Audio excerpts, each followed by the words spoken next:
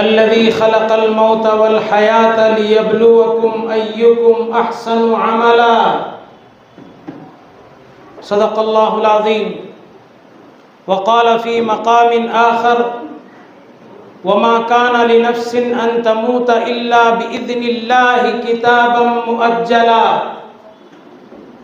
ومن يريد ثواب الدنيا نؤته منها ومن يريد ثواب الآخرة نؤته منها وسنجزي الشاكرين.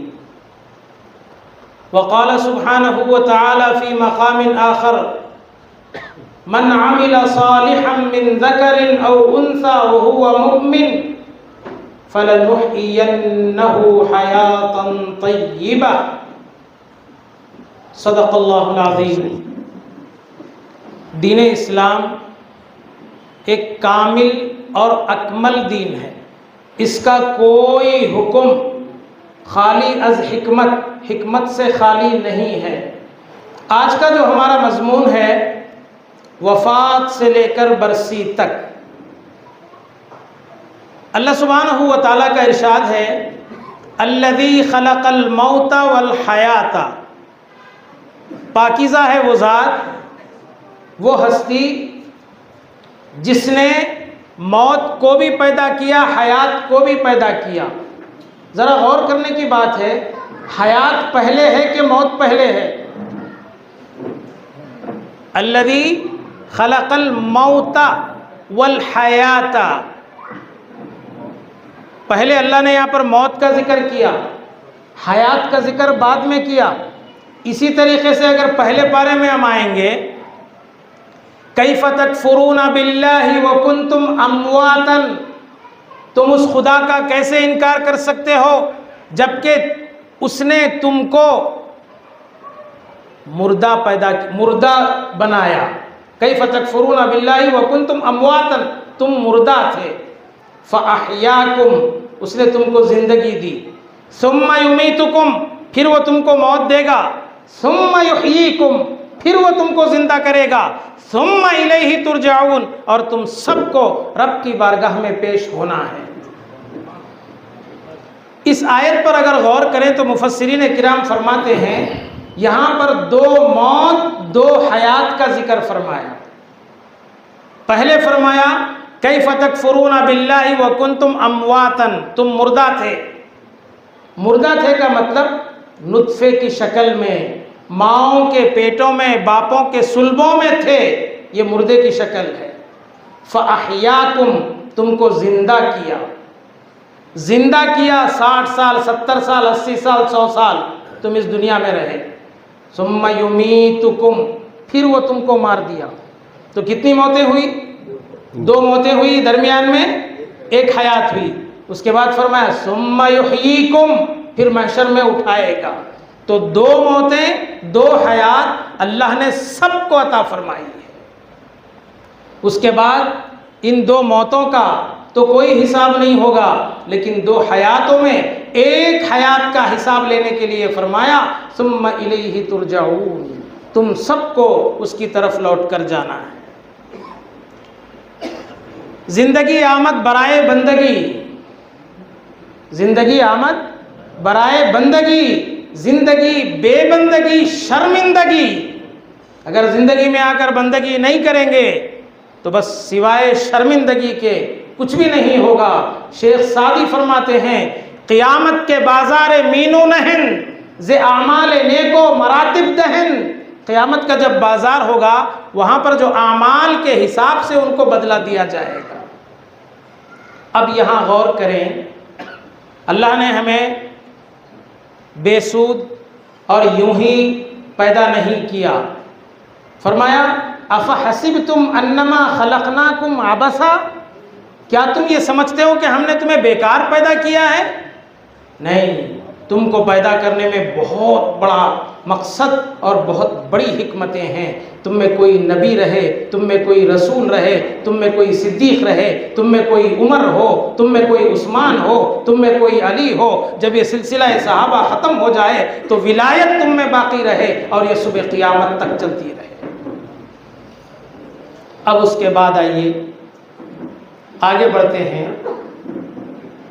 اس 60 سالہ 70 سالہ زندگی گزارنے کے لیے ہمیں کوئی نمونہ، کوئی ماڈل، کوئی طریقہ دیا نہیں. بس یوں ہی فرمایا کہ ہدایت کے لیے ہم نے تمہیں قرآن نازل کر دیا ہے، اب تم اس کو پڑھو، سمجھو اور اس کے مطابق زندگی گزارو. نہیں، فرمایا لقد کان لکم فی رسول اللہ اسوۃ حسنہ، رسول اللہ کی زندگی میں تمہارے لیے حسن ہے، پاکیزگی ہے، نظافت ہے، ستھرائی ہے، جمال ہے. چاہتا تو اللہ یہ بھی فرما سکتا تھا لقد کان لکم فی رسول اللہ اسوۃ طیبہ، اسوۃ طیبہ فرما سکتا تھا، لیکن نہیں فرمایا اسوۃ حسنہ. اور یہ حسنہ حسن سے بنا ہے، اس میں جمال ہے تمہارے لیے. اس کی مثال میں آپ کو ایک عرض کروں. ہم کپڑے سلاتے ہیں درزی کے پاس، سلاتے ہیں. ایک نیا کپڑا لے کے جاتے ہیں اور وہ ایک کرتا جو آپ کو بالکل صحیح ہے، جس کے کالر صحیح ہے، جس کی آستین صحیح ہے، بیک فرنٹ صحیح ہے، لمبائی اونچائی چوڑائی صحیح ہے، یہ اس کو ناپ کے لیے دیتے ہیں اور کہتے ہیں بھائی یہ کپڑا ہے اور یہ ناپ کا جوڑا ہے، اس کے مطابق سیو. تو اس نے کہا ٹھیک ہے، 8 دن کے بعد آئیے. ٹھیک ہے، آپ 8 دن کے بعد لینے کے لیے پہنچے. تو اس نے کیا کیا، کہا حضرت یہ جو آپ کالر لگائے ہیں آپ کے شرٹ کو، یہ بہت پرانا تھا، تھوڑا میں نے نیا کر دیا ہے. پھر اس کے بعد کہا یہ جو آستین آپ کی ہے وہ 60 سال پرانی ہے، اس لیے جدید آج جو فیشن چل رہا ہے اس کے مطابق میں نے اس کی آستینوں کو رکھ دیا ہے. اور آپ کا بیک فرنٹ اس طریقے سے کچھ ایسی میں نے تبدیل کر دیا ہے، اور یہ لمبائی بہت زیادہ تھی، تھوڑی میں نے چھوٹی کر دی ہے. اب آپ بتائیے اس تبدیل شدہ شرٹ کو، کرتے کو آپ لیں گے؟ لیں گے؟ نہیں لیں گے. اور کہیں گے بھائی میں نے تجھے نمونہ دیا تھا، میں نے تجھے نمونہ اور ماڈل دیا تھا کہ اس کے مطابق ہو تو میں لوں گا. بس ایک مثال تھی سمجھنے کے خاطر. جب میدان محشر ہوگا، ہمارے اعمال رب کے حضور پیش ہوں گے تو اللہ دیکھے گا میرے حبیب کے نمونے کے مطابق اس کا سونا، اس کا اٹھنا، اس کا جاگنا، اس کا کھانا، اس کا پینا، چلنا پھرنا، گفتگو کرنا، عبادتیں کرنا اگر نمونے کے مطابق ہے تو مقبول ربانی ہے، نہیں تو وہ کرتا جس طرح ٹیلر کے منہ پر آپ دے ماریں گے، اللہ سبحانہ و تعالیٰ بھی ہمارے سارے اعمال کو نبی کے نمونے کے مخالف ہوگا تو اعمال کو برباد کر دے گا اور رائیگاں کر دے گا. آج ہمارے معاشرے میں شادی کے بہانے کتنے رسم و رواج ہیں جو برادران وطن ہندو تہذیبوں کا ہم شکار ہو چکے ہیں. نہ وہاں قرآن کا کوئی لحاظ ہے، نہ وہاں سنت کا کوئی لحاظ ہے، جبکہ حدیث شریف میں ہے من احب سنتی فقد احبنی، جس نے میری سنت سے محبت کی گویا اس نے مجھ سے محبت کی. ومن احبنی کان معی فی الجنہ، اور جس نے مجھ سے محبت کی وہ جنت میں میرے ساتھ ہوگا. ہم دعوے دار ہیں، الفاظ جمع ہیں ہمارے پاس، اس کی ذخیرہ اندوزی میں کبھی تو ہم نبی کا دامن نہیں چھوڑیں گے، کبھی تو غوث کا دامن نہیں چھوڑیں گے، کبھی تو خواجہ کا دامن نہیں چھوڑیں گے، کبھی تو اولیاء کا دامن نہیں چھوڑیں گے. یہ صرف زبانی جمع خرچ ہے. میں انتہائی معذرت کے ساتھ، دامن تھامنے کا مطلب یہ ہوتا ہے ان کی زندگی ہماری زندگی بالکل موافق ہو، تب آپ یہ کہلانے کے مستحق ہیں، تب میں یہ کہلانے کا مستحق ہوں کہ میں نے فلاں کا دامن تھاما ہے، غوث کا دامن تھاما ہے. تو غوث کی زندگی کیسی تھی؟ کیا فرمایا حضرت نے؟ بے نمازی کو مسلمانوں کے قبرستان میں دفن مت کرو. کس وجہ سے فرمایا؟ پھر غوث پاک سے ہماری محبت کس معنی میں ہے؟ شادی بیاہ کے بہانے ہزاروں رسومات ایسے ہیں جن کا شریعت سے دور دور کا بھی تعلق نہیں، صرف معاشرے میں ناک کٹانے کی ڈر اور خوف سے وہ ساری چیزوں کو ہم سر انجام دیتے ہیں۔ آج کا جو ہمارا مضمون ہے وفات سے لے کر برسی تک۔ وفات، اللہ نے فرمایا خلق الموت، ہم نے موت کو بھی پیدا کیا، والحیات، حیات کو بھی پیدا کیا، کیوں؟ لیبلوکم ایکم احسن عملا، کہ تم میں عمل کرنے کے اعتبار سے کون اچھا ہے وہ دیکھیں۔ اور ویسے اللہ سبحانہ و تعالیٰ کو بندوں کے اعمال دیکھنے کی بھی ضرورت نہیں ہے، کیوں؟ اس نے ساری انسانیت کو جب پیدا کیا، آدم علیہ السلام کے ساتھ ہی جب سب کو بنا دیا تو جنتیوں کی بھی لسٹ بنا دی، دوزخیوں کی بھی لسٹ بنا دی۔ صرف اس دنیا میں وہ جنتی ہے یا دوزخی ہے اس کا ظہور ہوتا ہے۔ چنانچہ نبی کریم صلی اللہ علیہ وسلم ایک مرتبہ تشریف لائے صحابہ کے پاس، اور ایسی کیفیت کے ساتھ آئے، دیکھنے والے کو یہ سمجھ میں آ رہا تھا کہ آپ کے دونوں دستے مبارک میں 2 کتابیں ہیں، 2 رجسٹر ہیں، 2 دفتر ہیں۔ تو صحابہ نے پوچھا یا رسول اللہ اس آپ کے سیدھے ہاتھ میں کیا ہے؟ تو آپ نے فرمایا اس میں پورے جنتیوں کے نام ہیں اور آخر میں ٹوٹل بھی کر دیا گیا ہے۔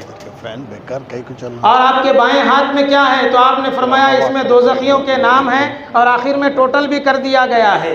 اب کوئی بھی جتنی بھی نمازیں پڑھ لے، یہ ادھر کا کوئی بھی جتنا بھی گناہ کر لے، نہ وہ جنتیوں میں شمار ہوگا، نہ کوئی جنتی دوزخیوں میں شمار ہوگا، کیونکہ لاسٹ میں ٹوٹل کر دیا گیا ہے۔ ٹوٹل کرنے کے بعد اب کاٹ ماٹ تو نہیں ہو سکتی اس میں، اب ٹوٹل ہو گیا ہے تو اب اضافہ اور کمی ہو سکتی ہے؟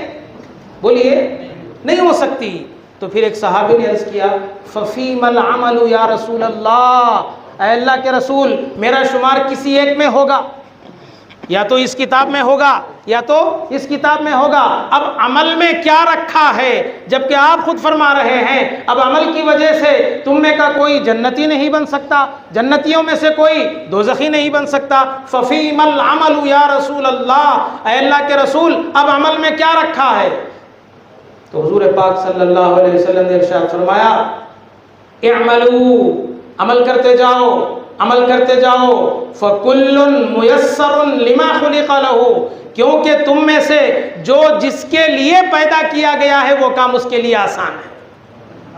اگر وہ جنت کے لیے پیدا کیا گیا ہے تو جنتیوں کے کام اس کے لیے آسان ہے، دوزخ کے لیے پیدا کیا گیا ہے تو دوزخیوں کے لیے اس کام آسان ہے۔ پھر آخر میں فرمایا انما الاعمال بالخواتیم، اعمال کا دار و مدار خاتمے پر ہے۔ الموت والحیات، موت کے ساتھ ہی موت حقیقت میں ایک درس دیتی ہے انسان کو کہ تجھے بھی اس دنیا سے جانا ہے، جو کچھ کیا دھرا ہے اس کا جواب دینا ہے۔ اس احساس کے ساتھ زندگی گزارو کہ کل کے دن پشیمانی نہ ہو، شرمندگی نہ ہو۔ اب یہاں پر ایک بات قابل غور ہے، ضروری نہیں کوئی بڑھاپے میں ہی مرے، یہ کوئی قاعدہ نہیں ہے، جوانی میں بھی مر سکتا ہے، بڑھاپا ہونے کے بعد بھی زندہ رہ سکتا ہے، پیدائش کے بعد بھی موت ہو سکتی ہے، کیونکہ موت و حیات دونوں بھی اس نے لکھ دیے ہیں۔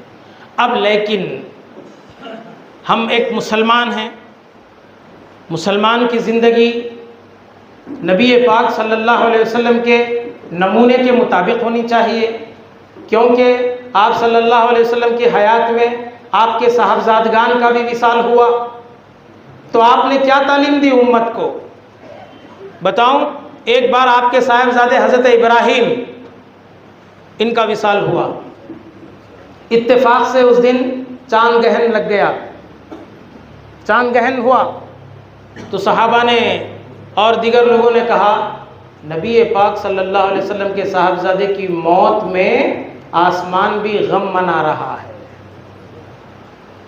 یہ فال نکالا تو آپ صلی اللہ علیہ وسلم نے ارشاد فرمایا ان الشمس والقمر لا ينكسفان ولا يخسفان لموت احدهما ولا لحياتهما۔ لوگوں سنو، کسی کی موت و حیات پر چاند سورج کو گہن نہیں لگتا، بلکہ یہ اللہ کی قدرت کی نشانیوں میں سے یہ نشانی ہے۔ اب مرنے کے بعد سب سے پہلا کام جو نبی پاک صلی اللہ علیہ وسلم کی تعلیمات سے ہمیں ملتا ہے، اور آپ کے زمانے میں بے شمار صحابہ کا بھی وصال ہوا اور کئی جنازوں میں آپ خود بھی شریک رہے، میتوں میں شریک رہے، ان کی تدفین میں شریک رہے، تو کیا زندگی کے اس حصے کو ہم اپنی تقاریر کا حصہ بنا کر عوام الناس میں اس کو پیش نہیں کر سکتے کہ موت کے بعد کی زندگی کیسی ہوتی ہے؟ کہ اصل زندگی تو یہاں سے شروع ہوتی ہے، زندگی کا اصل اب یہیں سے شروع ہے۔ الناس نیام، لوگ سو رہے ہیں، اذا ماتو، جب مر جائیں گے، انتبہوا، جب بیدار ہو جائیں گے۔ تو ہم بیدار اس وقت ہوں گے جب ہماری آنکھ بند ہو جائے گی، دل کی آنکھ کھل جائے گی۔ سب سے پہلے جب ہم میں سے کوئی موت کے قریب ہو جائے تو حضور پاک صلی اللہ علیہ وسلم نے ارشاد فرمایا، جب اس پر غرغرہ، ایک حالت ہے جس میں سانس پوری وہ لے بھی نہیں سکتا، چھوڑ بھی نہیں سکتا، عام زبان میں اس کو سکرات کی حالت کہتے ہیں، اس حالت میں جب ہے اور وہ بالکل پریشانی میں ہے تو حضور پاک صلی اللہ علیہ وسلم فرماتے ہیں، اقرؤوا سورۃ یاسین علی موتاکم۔ دیکھو یہیں سے رہنمائی مل رہی ہے اپنے مرحومین کے لیے جو اس قدر جان کے لالے ہیں، ان کے لیے سورہ یاسین پڑھو تاکہ ان کی روح آسانی سے نکل جا سکے۔ لیکن افسوس، بتائیے ہمارے گھروں میں کوئی یاسین پڑھنے والا ہے مردے کے قریب بیٹھ کر؟ کسی مدرسے کے بچے کو ہم بلاتے ہیں، وہ بچہ ڈرتے ڈرتے، پہلے تو بچہ، پھر میت کے قریب اس کو بٹھایا گیا، کیا پڑے گا؟ وہ تو آدھا وہی مر گیا، آدھا وہی مر گیا۔ ہمارے حالات تو یہ ہے، ہم ایصال ثواب کرنے کے بہت شوقین، لیکن کیا ہم بیٹھ کر پڑھتے بھی ہیں؟ کس کو آتا ہے ہمیں قرآن مجید پڑھنا؟ تو حضور پاک صلی اللہ علیہ وسلم نے فرمایا تاکہ اس کی روح آسانی سے نکل جائے، اقبال نے چیخ کر کہا، انسان یہ کتاب حیات تھی، تو نے اس سے موت کا نسخہ نکال لیا، کیا ہی اچھا ہوتا کہ اس سے حیات کا نسخہ نکال لیتا۔ یہ کتاب حیات ہے، اس سے زندگی تلاش کرتا، ترقی تلاش کرتا، اپنی آخرت کی فکر کرتا تو بہت اچھا ہوتا، لیکن تو نے قرآن سے بھی چنا تو وہ چنا جس سے موت آ جائے۔ ہمارا حال یہ ہے، جب یہ مر جائے تو احادیث میں، فقہ کی بڑی بڑی کتابوں میں، جس کو متون معتبرہ اور افتاء کی کتابیں کہتے ہیں، اس میں لکھا ہوا ہے کہ اس کو میت کی آنکھیں بند کی جائے، ہاتھ صحیح کر دیے جائیں، پیر صحیح کر دیے جائیں، پیر پر کوئی وزنی چیز رکھ دی جائے تاکہ وہ پھول نہ جائے، اس کے بعد ایک سفید کپڑا اس کے سر سے لے کر داڑھی کے ٹھوڑی کے نیچے تک باندھ دیا جائے تاکہ منہ کھلا نہ رہ جائے۔ یہ سب کام کرنے ہیں، لیکن بتائیے کوئی ہم میں کرتا ہے؟ نہیں، الا ماشاءاللہ کوئی ہمت کرے۔ اب رہی بات میت کے پیر قبلے کی طرف کرنا، زندگی بھر اس نے قبلے کی طرف پیر نہیں کیے، کبھی زندگی میں سویا بھی نہیں اس طرف رخ پیر کر کے، آخری وقت مرتے ہی اس کے پیر قبلے کی طرف کر دیے۔ دیکھیے اس مسئلے کو سمجھیں، یہ جو پیر قبلے کی طرف کیے جاتے ہیں، پیر مراد نہیں ہیں، چہرہ مراد ہے، کہ جب اس کو اٹھایا جائے تو چہرہ۔ اگر گھر میں جگہ ایسی میسر نہیں ہے کہ اس کے پیر قبلے کی طرف نہیں کیے جا سکتے ہیں تو شریعت کہتی ہے جیسا میسر ہو سکے اس طریقے سے کرو۔ یہ فرض یا واجب نہیں ہے، یہ فرض یا، پہلے احکام کو سمجھیے، فرض کسے کہتے ہیں، واجب کسے کہتے ہیں، سنت مؤکدہ کسے کہتے ہیں، نفل اور مستحب کسے کہتے ہیں۔ ان چیزوں کو ہم سمجھے بغیر، ہم میں سے ہر کوئی ایسے موقع پر، خصوصاً جب گھر میں اس طرح کی کیفیت ہو، کسی کا انتقال ہوا ہے، ہم میں سے ہر کوئی مفتی بن جاتا ہے، ایسا نہیں ایسا کرو۔ اب اس وقت اتنی فرصت بھی نہیں ہوتی کہ بھئی یہ جو تو نے کہا ہے کہاں سے کہا ہے، کسی سے پوچھ کر کہا ہے یا کیسے، بس کوئی نہیں، ہر آدمی اس بہتی گنگا میں، اس دین کے معاملے میں ہاتھ دھوتا ہے، زبان درازی کر لیتا ہے اور کام کو آگے بڑھا دیتا ہے۔ اور سوچتا تک نہیں کہ میرے اس ایک کے کہنے سے کتنوں پر اس کا وبال آ سکتا ہے، کتنوں پر آ سکتا ہے، کوئی کسی کو فکر نہیں۔ اس لیے اسلام کا سب سے پہلا حکم اقرأ، تعلیم۔ آپ مجھے بتائیے قرآن مجید میں نماز، روزہ، زکوٰۃ، حج، خیر خیرات، انفاق فی سبیل اللہ، جتنی عبادتیں ہیں سب بعد میں فرض ہوئی، سب سے پہلا جو حکم آیا رسالت میں آپ صلی اللہ علیہ وسلم کے سینہ اطہر پر وہ ہے اقرأ بسم ربک الذی خلق، پڑھو اپنے رب کے نام سے۔ کیوں؟ تم میں علم کی شمع جب روشن ہو جائے گی تو تاریکیاں خود بخود ختم ہو جائے گی، ظلمتیں، بدعات، خرافات اور جہالت یہ سب کے سب ختم ہو جائیں گے۔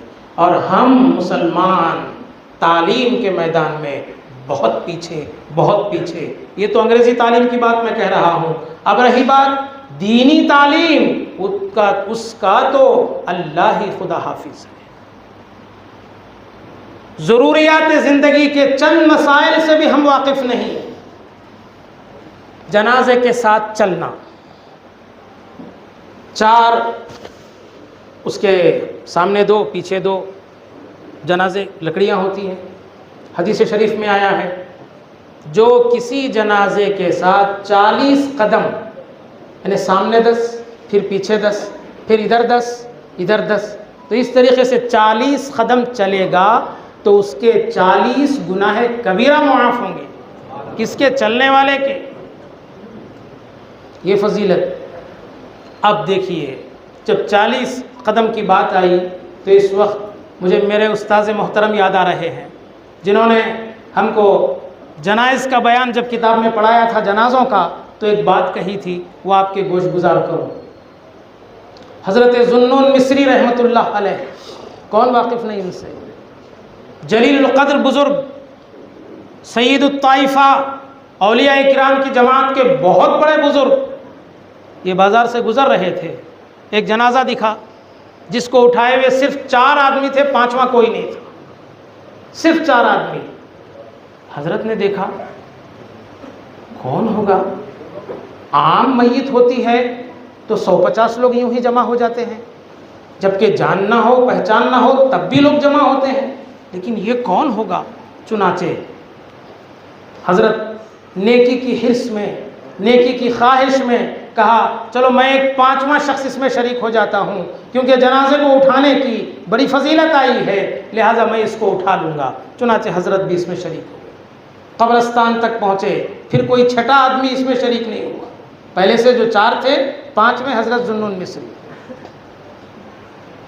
جب قبرستان پہنچے، کسی جگہ جنازے کو نیچے رکھا، یہ 4 لوگ حضرت ذوالنون مصری کو پہچانتے تھے، کیونکہ آپ کی ولایت کا ڈنکا پورے شہر میں بجتا تھا، دور دور سے لوگ آپ کے دروس سے فیض یاب ہوتے تھے، یہ 4 بھی حضرت کو پہچانتے تھے۔ حضرت نے کہا کہ بھئی یہ کس کا جنازہ ہے اور کون ہو تم لوگ؟ یہ میت کون ہے؟ یہ 4 سے 5واں کوئی نہیں بڑا سوائے میرے، آخر اس کی کیا وجہ ہے؟ حضرت جیسا آپ کو کچھ نہیں معلوم، ہم 4 کو بھی کچھ نہیں معلوم، کیونکہ ہم 4 کرائے پر لائے گئے ہیں۔ اب آپ چونکہ ہم جانتے ہیں آپ متقی پرہیزگار ہیں، لہٰذا اس کی جنازہ پڑھائیے تاکہ ہم اس کی تدفین کر سکیں۔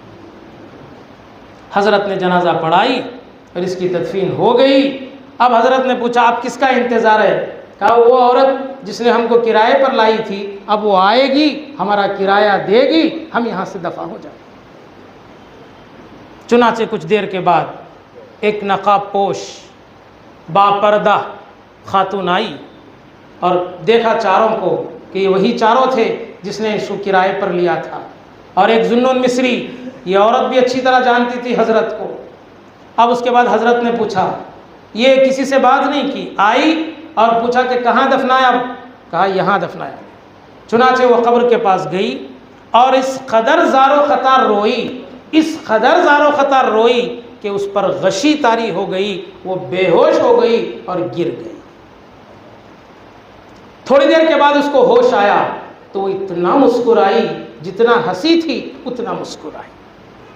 حضرت ذوالنون مصری نے اس سے پوچھا اے اللہ کی بندی تو کون ہے، اور یہ میت تیرا کیا رشتہ داری لگتی ہے تجھ سے، اس کی یہ کون ہے، اور یہ تیرا پہلے رونا کی کیا معنی تھا، پھر اس کے بعد بے تحاشا ہنسنا کیا معنی تھا۔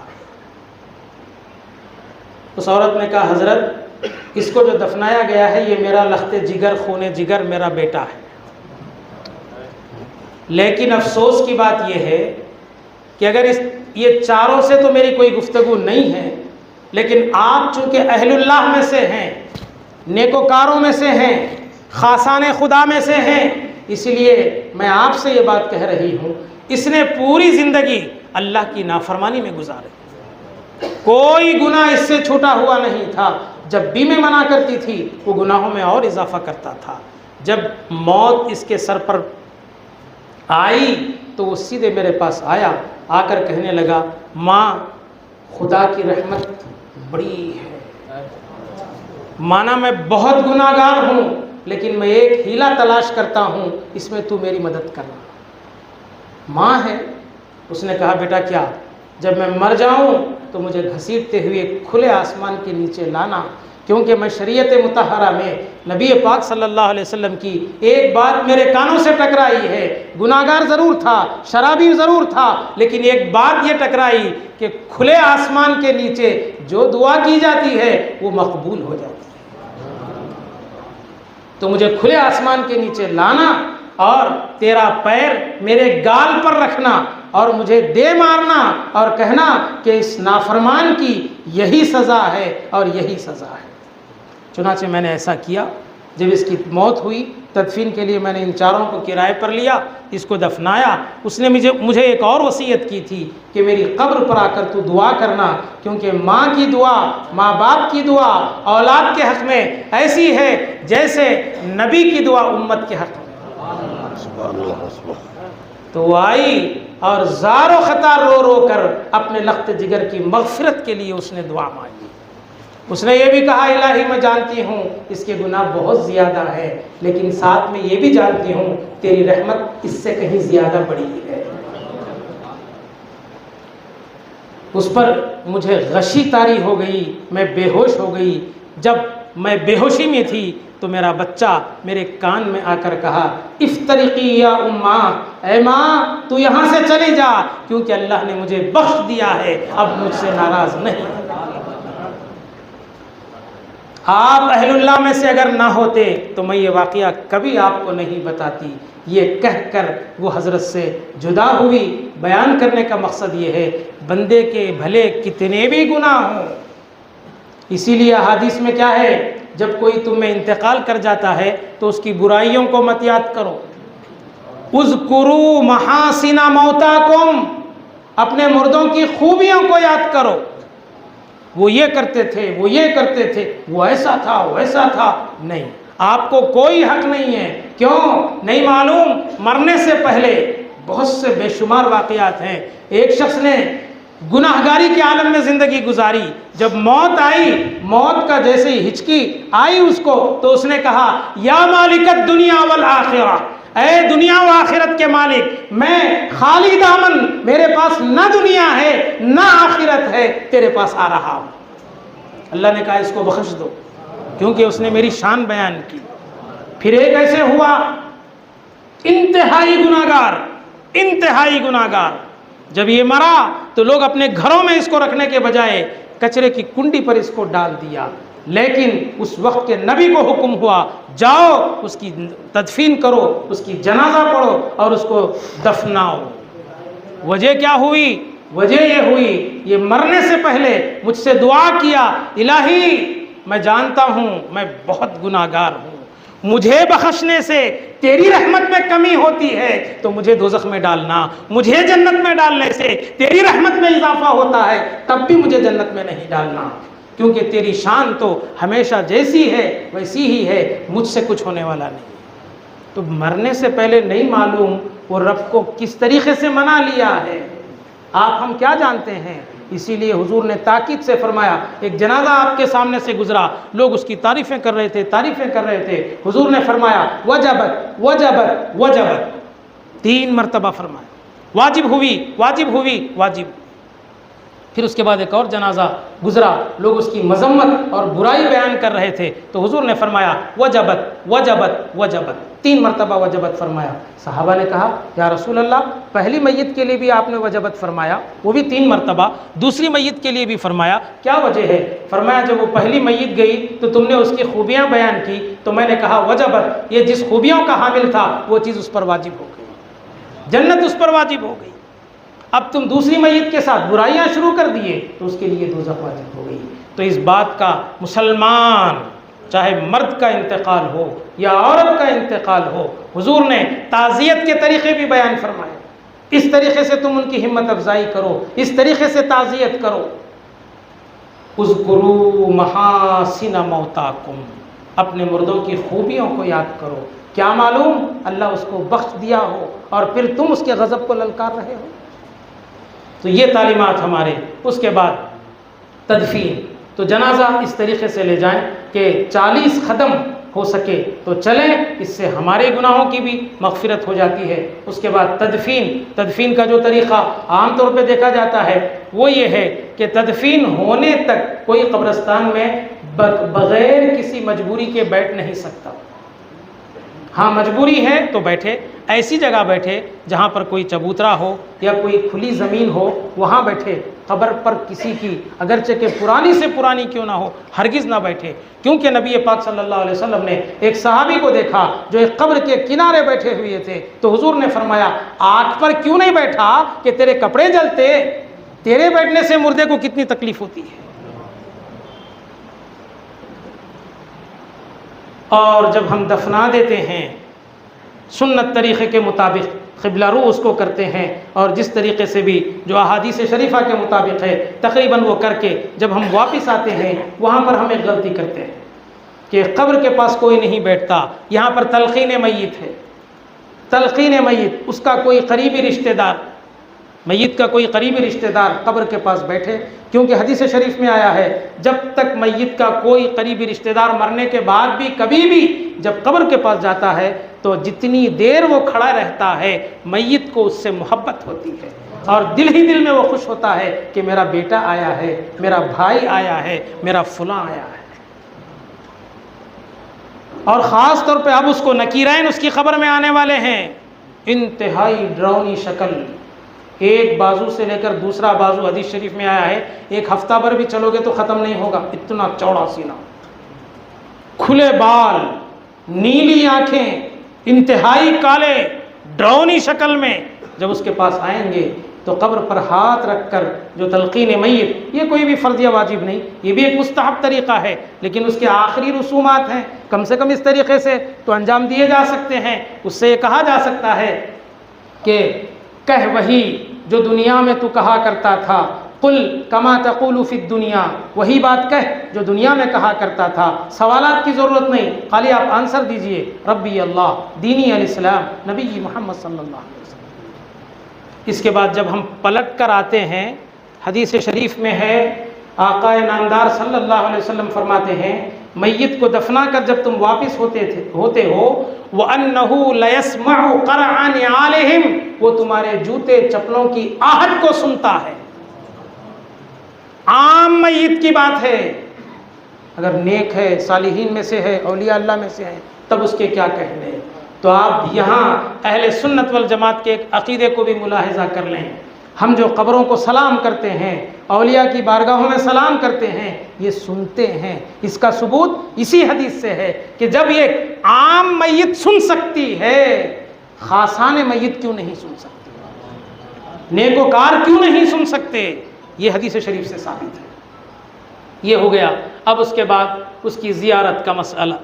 اصل اس کی زیارت، عربی میں جو لفظ آیا ہے زیارت، اس کے معنی آتے ہیں دیکھنا، ملنا، ملاقات کرنا، جبکہ یہ تینوں بھی یا نہیں ہے، نہ دیکھنا ہے، نہ ملنا ہے، نہ ملاقات کرنا ہے۔ اسی لیے اس کو اہل علم کی زبان میں فاتحہ سیوم کہتے ہیں، یعنی تیسرے دن کی فاتحہ۔ یہ فرض یا واجب نہیں، آپ کریں میت کو فائدہ ہوگا، مستحب ہے ضرور کریں، کوئی اس کو روک نہیں سکتا اور روکنا بھی نہیں چاہیے، اور اس کے لیے کوئی وقت بھی مقرر نہیں۔ آپ جب چاہیں اپنی سہولت سے، جس میں لوگ آسانی سے دستیاب ہو سکتے ہوں، آ سکتے ہوں، آپ موسموں کا لحاظ رکھتے ہوئے، بارش کے موسم ہے، سب فجر کے بعد جمع نہیں ہو سکتے، دور دراز والے ہیں، آپ ظہر کے بعد رکھیے، عصر کے بعد رکھیے، مغرب کے بعد رکھیے، عشاء کے بعد رکھیے، کوئی منع نہیں ہے اس میں، گنجائش فل۔ نبی پاک صلی اللہ علیہ وسلم مستحب عمل ہے، مستحب عمل کے لیے فرائض کو ہم نہیں ترک کریں گے، فرض کی ایک حیثیت ہے اپنی جگہ، اس کو برقرار رکھیں گے، اور اس میں کوئی خاص قسم کا کھانا لانا ہی ضروری نہیں۔ عرف عام میں جہاں لوگ رہتے بستے ہیں وہاں پر فاتحہ سویوم میں جو لائی جاتی ہے وہی لائیں، یا اس سے ہٹ کر لائیں، یا اور کوئی دوسرا کام کریں، ہر کام کی اس میں گنجائش۔ یہ رہا فاتحہ سویوم۔ اچھا، یہاں پر بعض لوگوں کو ایک اور بھی بات جاننے کی ضرورت ہے۔ دفنا کر جب ہم گھر واپس آتے ہیں میت کے، چونکہ وہ سب غم میں ہوتے ہیں، کوئی پکاتے نہیں ہیں، تو کیا کرتے ہیں محلے والے، کوئی قریبی رشتہ دار ان کے گھر کھانا بھیجتے ہیں، ہے نا؟ حدیث شریف میں آیا ہے طعام المیت یمیت القلب، مردے کا کھانا دل کو مردہ کرتا ہے۔ یہ حدیث کو ہم سمجھے نہیں، یہ حدیث کو نہیں سمجھ کے بولتے ہیں زیارت کا بھی نہیں کھانا، چیلم کا بھی نہیں کھانا، برسی کا بھی نہیں کھانا۔ کیوں؟ مردے کا کھانا۔ ایسا نہیں ہے، یہ اس دن کا کھانا ہے جس دن دفنا کے آئے تھے، صرف اسی دن کے ساتھ خاص ہے۔ دوسرے دن اور جب ایصال ثواب وہ کرتے ہیں 10ویں دن یا 20ویں دن، یا کبھی یا سال میں ایک بار، یا پھر کبھی یوں ہی، تو یہ ایصال ثواب کا کھانا ہے۔ آپ کھائیں گے تو اس کو ثواب ملے گا، مرحوم کو ثواب ملے گا۔ یہ میت کا کھانا نہیں، میت کا کھانا اسی دن کا کھانا ہے جس دن اس کے گھر میں انتقال ہوا، اس دن وہ لوگ پکانے سے محروم رہے، تو یہ اطراف و اکناف کے قریبی رشتہ دار جو بھیجتے ہیں، یہ قریبی رشتہ دار ہی زیادہ حقدار ہیں۔ تو سمجھ گئے؟ اس حدیث کا تعلق فاتحہ سیوم سے نہیں، 10ویں سے نہیں، 20ویں سے نہیں، 40ویں سے نہیں، برسی سے نہیں۔ تو اب یہ حدیث کو ہم ہر جگہ لا کر فٹ کرتے ہیں، ہر جگہ لا کر فٹ کرتے ہیں، ایسا نہیں۔ اور کھلانے والا اگر اس نیت سے کھلا رہا ہے کہ یہ غریبوں کو میں کھلا رہا ہوں، تو کوئی امیر اس میں کھا نہیں سکتا۔ میں یہ جو کھانے کا اہتمام کیا ہوں غریبوں کے لیے کیا ہوں، تو امیر نہ کھائے۔ ہاں، اگر اس نے کھانے سے پہلے یہ نیت کی بھئی امیر غریب کوئی بھی مطلب نہیں ہے، ایصال ثواب ہے، تو سب کھا سکتے ہیں۔ یہ پہلے جان لیں کہ یہ جو اہتمام کیا گیا ہے کس کے لیے کیا گیا ہے؟ غربا مساکین کے لیے، تو غربا مساکین ہی کھائیں گے، عمرا اغنیا نہیں کھائیں گے۔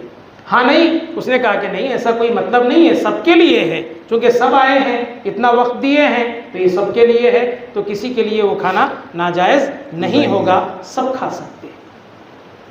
اب احادیث شریفہ کی روشنی میں یہ بھی اب جان لیں ایک بات، اس سے ہٹ کے، موضوع سے ایک ہٹ کے، جس کی بہت زیادہ شدت سے ضرورت محسوس کی جا رہی ہے، وہ یہ ہے مغرب جیسے ہو گئی جھاڑو دینا منع ہے۔ سنا ہے آپ نے؟ گھروں میں ہوتا ہے نا ایسا، مغرب ہو گئی جھاڑو نہیں دے سکتے، کیوں؟ اس سے تنگ دستی آتی ہے۔ یہ بات لوگوں میں مشہور ہے، جبکہ حدیثوں کی بے شمار کتابیں پڑھی گئی، بے شمار کتابیں دیکھی گئی، کہیں بھی اس کا تذکرہ نہیں ہے۔ تو یہ عقیدے کو بھی ذہن سے نکال دیں۔ آپ جھاڑو جھٹکا جب چاہے جب دے سکتے ہیں، کوئی منع نہیں ہے۔ کوئی تنگ دستی جس سے آتی ہے وہ فجر کی نماز چھوڑنے سے آتی ہے۔ نوم الصبحۃ یمنع الرزق، کیا جھاڑو میں اتنی تاثیر آ گئی کہ وہ آپ کے رزق کو روک سکے؟ واہ، یہ اگر اتنی تاثیر والی ہے تو پھر وہ جو بڑی جھاڑو ہوتی اس کا کیا عالم ہوگا؟ کیسے عقیدے پال رہے ہیں ہم؟ مسلمان ہیں، کسی بھی بات کو سننے سمجھنے سے پہلے ہم کو یہ، اسی لیے میں ایک بات ہمیشہ کہتا ہوں، میں اپنے بیانات میں بھی کہتا ہوں، آپ علم کسی سے بھی سیکھو، علم کسی سے بھی سیکھ سکتے ہو، لیکن دین کسی سے نہیں، دیندار سے سیکھنا پڑے گا۔ دین سیکھنا ہے تو کسی سے نہیں، دیندار سے سیکھنا ہوگا۔ دینی علوم سے واقف کار شخص سے سیکھنا ہوگا، مستند اور جید سے سیکھنا ہوگا۔ نفل چیزیں، مستحب چیزوں کو ایسا فرض و واجب قرار دیا گیا۔ اب دیکھو صاحب، اب 10 زیارت ہو گئی، میں نے بتا دیا آپ کو پوری چھوٹ ہے، اپنی سہولت کے اعتبار سے، اپنی حیثیت کے موافق آپ جو چاہے اس کو ایصال ثواب کے طور پہ کر سکتے ہیں۔ ہو گئی بات، آگے بڑھتے ہیں۔ 10ویں دن کو 10واں کہتے ہیں نا، بولیے، لیکن آپ کو معلوم ہے 10ویں دن نہیں کرتے، ایک دن اس کا نام کیا دیے؟ یہ کیا بات ہے بھائی؟ 10واں ہے تو 10 دن ہونا نا، 9واں ہونا چاہیے ہو تو چلیے مان لیے، کیوں؟ اس میں بھرپور گنجائش ہے، آپ 8ویں دن بھی کر سکتے، 7ویں دن بھی کر سکتے، 10ویں دن بھی کر سکتے، 11ویں دن بھی کر سکتے۔ اس کا مطلب یہ ہے مرحومین کے قریبی رشتہ دار بآسانی یہاں پر آئیں، جمع ہو جائیں، سب ایک جگہ بیٹھ کر کچھ پڑھیں، کچھ ایصال ثواب کریں، کچھ کھانے پکانے کا اہتمام کریں، یہ مقصد کے تحت اس کو رکھا گیا ہے۔ اگر نہیں، دور دراز سے آنے والے کوئی نہیں ہے، آپ اپنی سہولت کے مطابق صبح، دوپہر، شام جب چاہے جب کر سکتے ہیں، یہ بھی کوئی فرض یا واجب نہیں، یہ سب ایصال ثواب ہے۔ اب ہو گیا 20واں، وہ بھی میں سمجھتا ہوں 20ویں دن نہیں کرتے، 10 میں 1 کم ہوا تو 20 میں 2 کم، 18ویں دن شاید کرتے، تو 18واں ہونا چاہیے، 20واں کیسے؟ چلیے ٹھیک ہے، اس میں بھی گنجائش ہے، آپ جب چاہیں جو چاہیں پکائیں، جو چاہیں کھلائیں، غربا مساکین اپنی حیثیت کے موافق۔ دیکھیے میں جتنی باتیں بیان کر رہا ہوں یہ یہاں سے مرنے اس کے جو زندگی میں اعمال تھے وہ اس کے لیے سب سے اہم، یہ سب ایکسٹرا اضافہ، اور آپ پر کوئی واجب نہیں، کوئی فرض نہیں، صرف ایک ایمانی حق ہونے کی وجہ سے۔ ویسے آپ نہ بھی کریں، دنیا بھر میں ہر نماز میں دعا ہوتی ہے، اللہم اغفر للمؤمنین والمؤمنات والمسلمین والمسلمات، کوئی رشتہ داری نہیں ہے، ببانگ دہل ہر امام ہر مقتدی یہ دعا کرتے ہیں، الہی سارے مومنین مردوں کو معاف فرما، ساری مومن عورتوں کو معاف فرما۔ اسی لیے اس وقت ایک حدیث یاد آ رہی ہے، آقا نامدار صلی اللہ علیہ وسلم نے فرمایا مومن کا معاملہ بھی کتنا عجیب ہے، جب اس کو دفنایا جاتا ہے اس پر گناہوں کا بوجھ رہتا ہے جو کچھ دنیا میں کیا تھا، لیکن جب قیامت کے دن اٹھے گا اس کے نامہ اعمال میں ایک بھی گناہ نہیں، ایک بھی گناہ نہیں۔ بولے کہاں گئے گناہ سارے؟ تو بولے زندوں کی دعاؤں کے بدلے میں اللہ نے معاف کر دیا۔ کیوں؟ کیا رشتہ داری ہے؟ اللہم اغفر للمؤمنین والمؤمنات والمسلمین والمسلمات الاحیاء منہم والاموات، معنی سمجھیں، زندوں کو بھی معاف کر دے، مردوں کو بھی تو معاف کر دے۔ تو اللہ تعالیٰ کی رحمت جوش میں آتی ہے اور اللہ کہتا ہے بندہ ہو کر بندے کی اتنی حمایت، میں تو دونوں کا مولا ہوں، میری شان کیا ہونی چاہیے؟ یہ بندہ ہو کر بندے کو عذاب سے بچا رہا ہے تو اس نے صاف اعلان کر دیا بندو ما یفعل اللہ بعذابکم، تم کو عذاب دے کر کیا مجھے خوشی ملتی ہے؟ تم کس برابری کے ہو میرے؟ کسی اینگل سے تم میرے برابر نہیں۔ ارے بھائی بدلہ اس سے لو جو برابری کا ہو، یا بدلہ اس سے لو جو آپ سے کمزور ہو اور آپ طاقتور ہو۔ اللہ فرماتا ہے ما یفعل اللہ بعذابکم، مجھے تو تم کو عذاب دینا پسند ہی نہیں ہے۔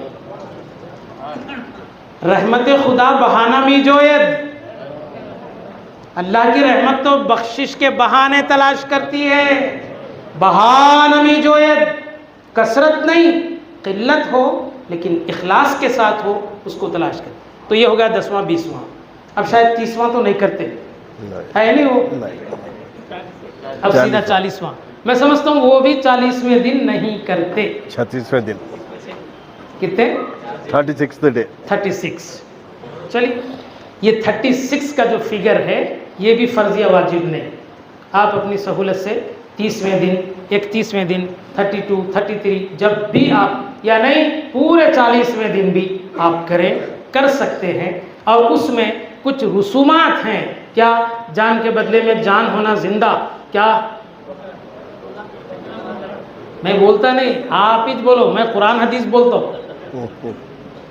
یہ سب ہم نے اپنی طرف سے وضع کیے ہوئے، اپنی طرف سے بنائے. اچھا ٹھیک ہے، جان کے بدلے میں جان دے دیے تو کیا اب دوسری جان نہیں جاتی؟ کیا مطلب ہے؟ یہ سب فرضی باتیں ہمارے بڑوں نے ہم کو دیا، اور ان کے پاس کوئی علم نہیں تھا، وہ کسی جامعہ سے فارغ نہیں تھے، وہ کسی مستند عالم کی صحبت میں نہیں تھے، بس ایک رسم چلی آ رہی ہے، کریے، لیکن یہ سوچ کر مت کریے کہ یہ کرنے سے ہی فاتحہ چہلم ادا ہوتے ہیں. فرض یا واجب نہیں. کیا صحابہ کے زمانے میں 40ویں نہیں ہوئے؟ کیا ان کے پاس موتیں نہیں ہوئی؟ ہوئی. کیا اس طریقے کی کوئی روایت ان سے ملتی ہے کہ ایک مرغا بھی ہو، عورت ہو تو مرغی ہو، مرد ہو تو مرغا ہو، ذرا پیسے والا ہو تو بکرا ہو، اور کیا سب نہیں؟ بس یہ سب وضعی اور فرضی. آپ جس حیثیت سے کرنا چاہتے ہیں کریں، لیکن عقیدہ یہ نہ رکھیں. اور ایک بات رہ گئی زیارت سے متعلق. مرنے والا جس دن اس کی موت طے تھی اللہ کی بارگاہ میں، لا یستأخرون ساعۃ ولا یستقدمون، ایک لمحہ بھی نہ آگے ہو سکتی نہ پیچھے ہو سکتی، اور موت خطا بھی نہیں کرتی. مثال کے طور پہ یہاں بیٹھے ہوئے میں سے کسی کو موت آنا ہے تو اس کے بجائے ادھر نہیں جاتی. سمجھ رہے ہیں؟ جس کی ہے اسی کو آتی ہے. اب اس کی زیارت پیر کو نہیں کرنا، 4 شنبے کو تو ہرگز نہیں کرنا، کئی کچھ 4 لائن سے مرتے. کیا عقیدے ہیں صاحب؟ ہم مسلمان ہیں. ہمیشہ ہم تو امامے کی شکل میں کفن سر پہ باندھ کے نکلتے ہیں. ارے موت تو اللہ سے ملاقات کا سبب اور ذریعہ ہے. ابراہیم علیہ السلام، ایک دلچسپ بات سنیے، تھوڑا تبدیلی ذائقہ، ذرا ڈر ہو رہا نا، چہلم فاتحہ وہ ذرا چینج، مزہ چینج. حضرت ابراہیم علیہ السلام کی وفات کا وقت قریب آیا، ملک الموت آئے، بولے حضرت چلیے. کہاں؟ بولے اللہ بلا رہے ہیں، ہوگی تمہاری زندگی. بولا ایسا؟ ذرا بولو، دوست رہ کے دوست کو کوئی مارتا ہے؟ خلیل اللہ ہے نا، دوست رہ کر دوست کو کوئی مارتا ہے؟ فرشتہ گیا، بولے وہ دوست رہ کے دوست کو کوئی مارتا ہے کیا پوچھ رہے؟ جا کے بولو دوست رہ کر دوست بلائے تو نہیں آتے. دوست بلا رہے تو بولے فوری روح کھینچ لو.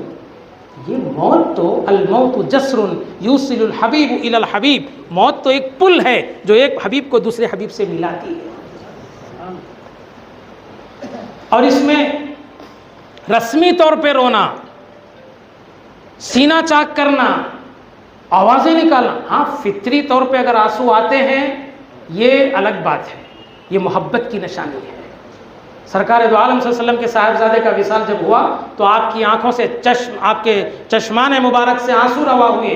ایک صحابی نے کہا یا رسول اللہ انتا، آپ بھی روتے ہیں؟ تو حضور نے فرمایا یہ آنسو محبت کی نشانی ہے.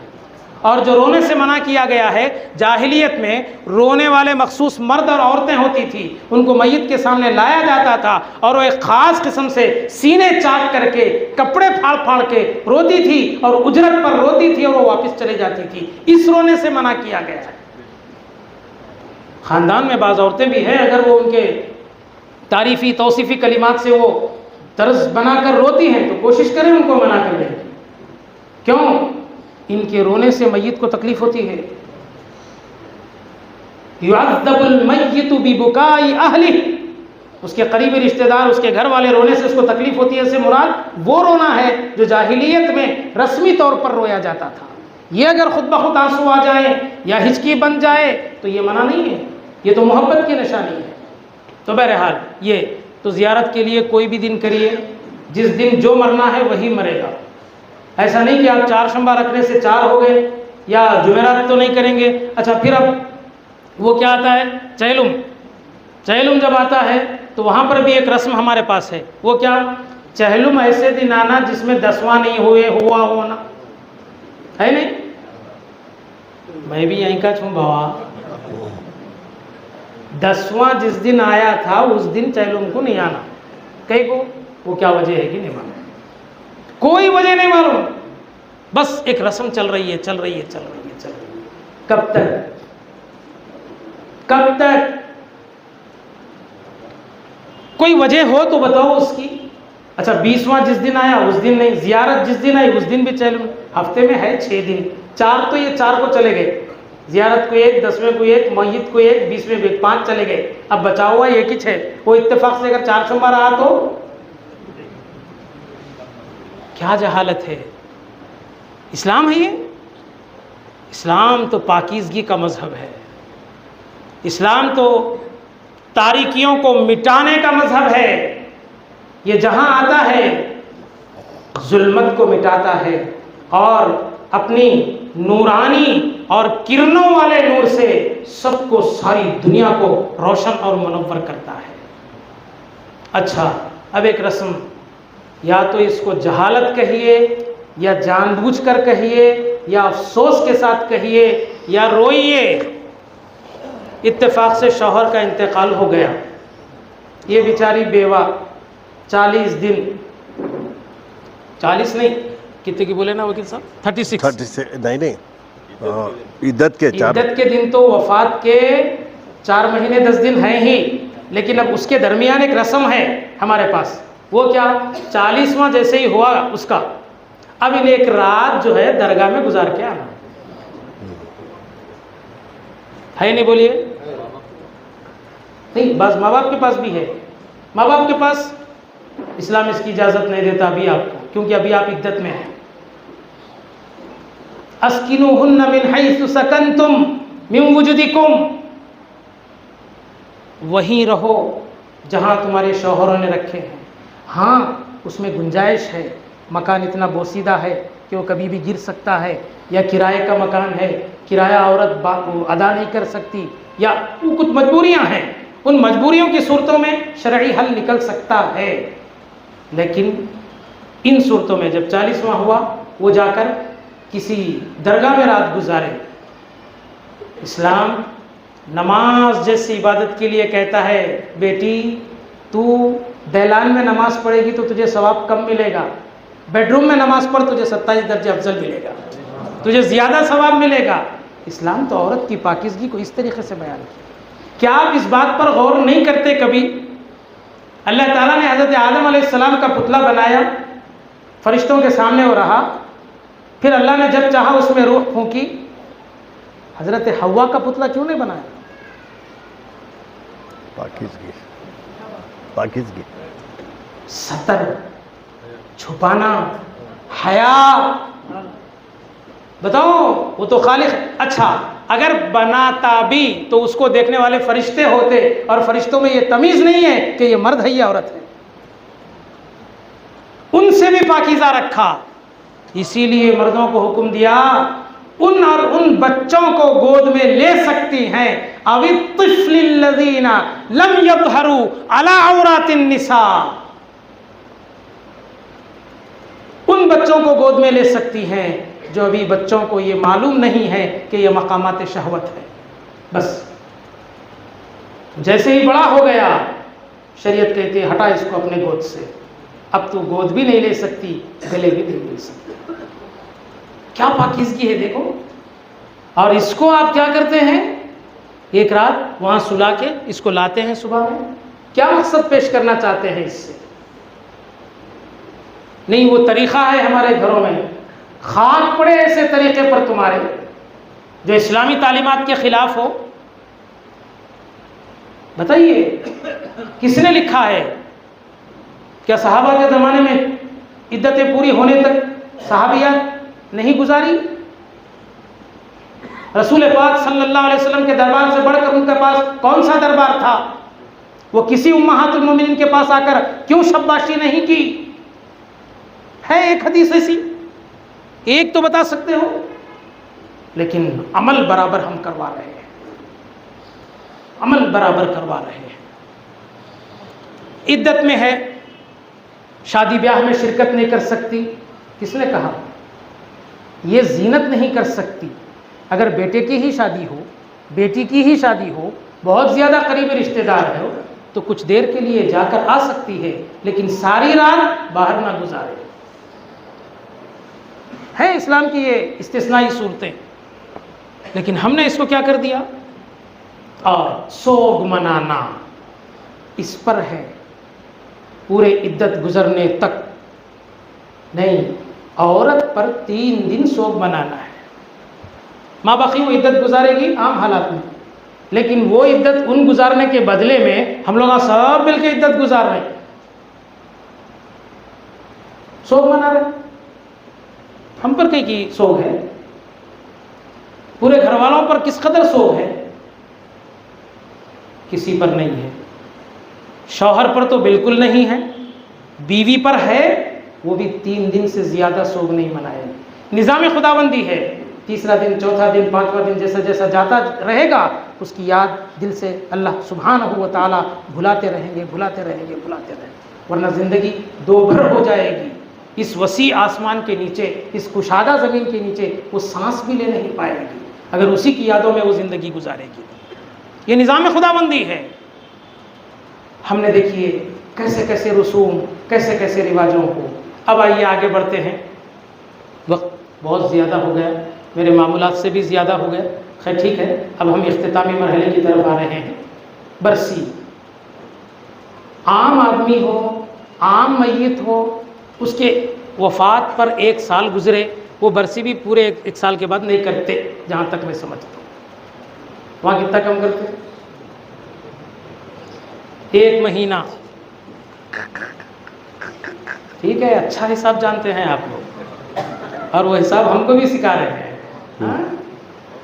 11 مہینے ہوئے، 12 مہینے نہیں، ٹھیک ہے، چلو اس میں گنجائش ہے، آپ کبھی بھی کر سکتے ہیں، منع نہیں ہے اس میں بھی آپ کھلانے کا اہتمام کر سکتے ہیں، فلاں کر سکتے ہیں، یہ سب چیزیں ہیں۔ عام آدمی اگر عام میت ہو تو اس کے لیے برسی ہے۔ نیک اور صالحین میں سے، اولیاء اللہ میں سے ہیں تو ان کے لیے سالانہ فاتحہ یا عرس شریف، اس قسم کے مقامی اور عرف میں ایسے الفاظ مروت ہیں، اور شریعت اس کو منع بھی نہیں کرتی، کیونکہ آدمی جس کے ساتھ جیسا گمان کرے گا اللہ سبحانہ وتعالیٰ ویسے ہی اس کے ساتھ اجر عطا فرمائے گا۔ ظن المؤمنین خیرا، مومنین کے ساتھ اچھا گمان کرو۔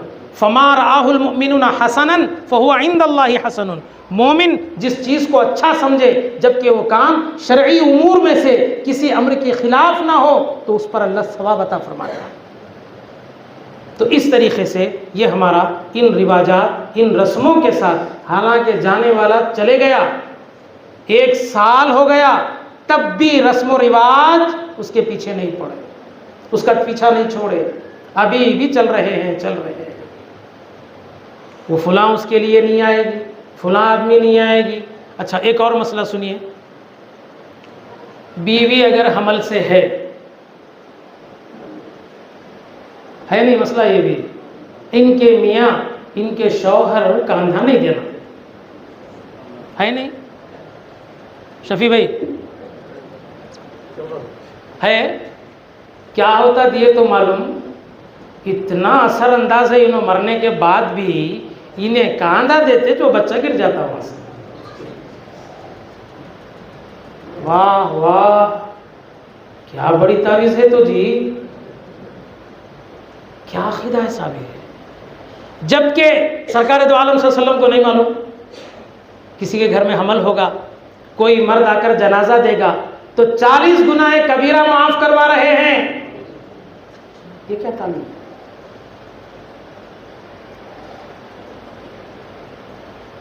یہ جہالت ہے۔ 1450 برس ہو رہے ہیں اسلام ہمارے پاس آئے، لیکن روز بروز کچھ کرم فرمائی کی وجہ سے ہماری جہالت میں اضافہ ہی ہو رہا ہے۔ آپ علم کسی سے سیکھو، منع نہیں کرتا اسلام، لیکن دین آپ کو دیندار سے سیکھنا ہوگا۔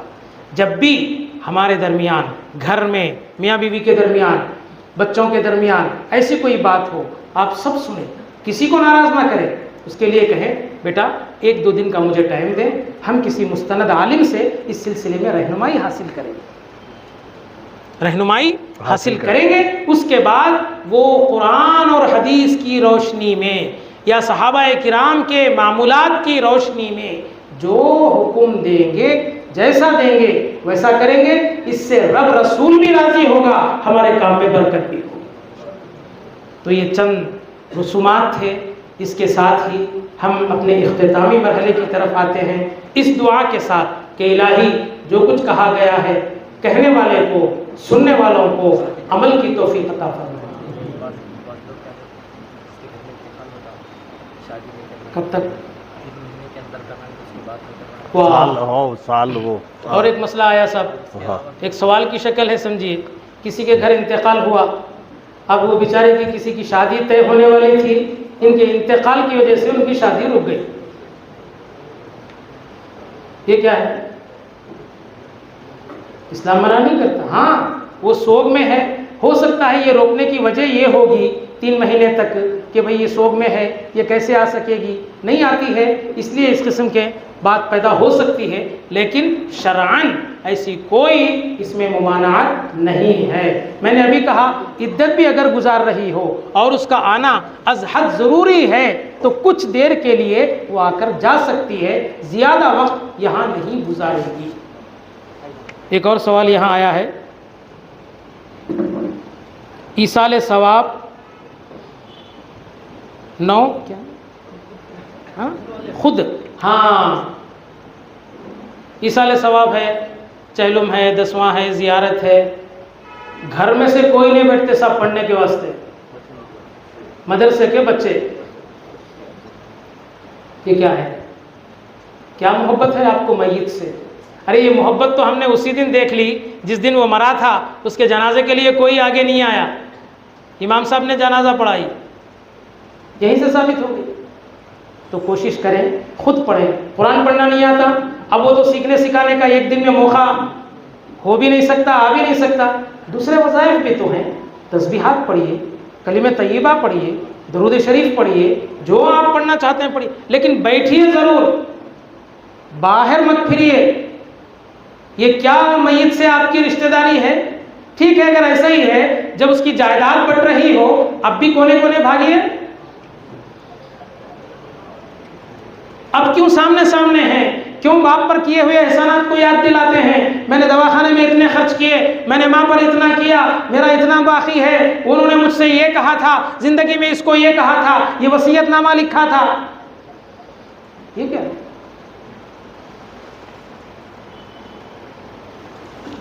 بہرحال ہزاروں باتیں ہیں، ایک موقع آپ حضرات کو زحمت دینے کا، وفات چونکہ ایک ایسا مرحلہ ہے، کیا امیر، کیا غریب، کیا بیمار، کیا صحت مند، سب اس سے دوچار ہونے والے ہیں، تو خدا را اللہ اور اس کے رسول کے احکام کی پابندی میں یہ ہمارے شب و روز گزرے، اسی لیے اللہ سبحانہ و تعالیٰ سے دعا ہے احکام شرعیہ پر عمل پیرا ہونے کی توفیق عطا فرما اور ہمارا خاتمہ بالخیر فرما۔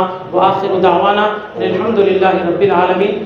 5 سے 7 منٹ تک اسی طرح بیٹھے رہے، یہ ہمارے مہمان ہیں، ایک ایک مہمان 2-2 منٹ اپنا اظہار خیال کریں گے، اس کے بعد سب مجلس کا سلام پر اختتام عمل میں آئے گا۔ جب اتنی دیر بیٹھے ہیں تو میں سمجھتا ہوں ایک 5-7 منٹ میں کوئی اور بات ہونے والی نہیں ہے۔ اب اتنی بڑی مجلس ہے تو میں ایک بات دل کی گہرائیوں سے کہتا ہوں، یہ سنیے، جن نمازوں کے بعد سنتیں ہیں، ظہر، مغرب، عشاء، فجر میں فجر کے بعد کوئی سنت نہیں، عصر میں عصر کے بعد کوئی سنت نہیں، لمبی دعائیں کرنے سے بچیں، کیونکہ ہماری مجلس میں ائمہ بھی ہیں۔ میں انتہائی ادب کے ساتھ ان کی بارگاہ میں یہ سوال رکھ رہا ہوں کہ جن نمازوں کے بعد سنتیں ہیں، احادیث شریفہ سے تو اتنا ہی ثابت ہے، اللہم انت السلام ومنک السلام تبارکت ربنا یا ذا الجلال والاکرام، بس ختم۔ آپ بعد میں جو دعا کرنا ہے، دعائے ثانی 1 گھنٹہ کریے، اسی لیے دیکھو وہ دعا میں کوئی بھی نہیں بیٹھتے، کئی وہ لمبی کرتے امام صاحب۔ دیکھو آپ خود جہاں بیزاری کا اظہار کر رہے ہیں تو ہم کیوں نہ اپنے آپ کو تبدیل کریں؟ تو ضرورت اس بات کی ہے کہ اس بات کا اچھا لحاظ رکھیں۔